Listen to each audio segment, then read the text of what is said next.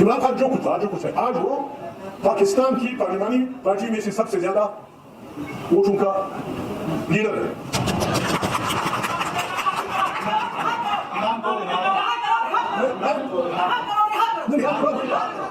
मैं वकील नहीं हूं, कुछ कागजात सब भी ले गया था,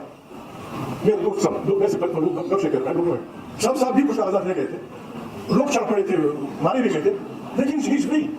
इमरान खान ने कहां भागना है यार, अल्लाह को मानो, कहां भागना है? किसी जगह विड्रॉ नहीं करते हो, कम से कम अनबेल उसे रिहा कर दो, भागेगा नहीं, उसकी जिम्मेवार है, वो घर में रहेगा, जिस किसी ने बुलाए जो आएगा। बाकी रही बात उसके घर वालों की, ये वैसे थे मुसलमान, वैसे थे इंसान, वैसे थे सियासी कारकुन, ये इंतहाई बड़ी बात है कि आप लोगों के घरों में घुस जाए, तुम्हारा निकाह ये, तुम्हारा निकाह, शर्म करो, उसको छोड़ दो यार।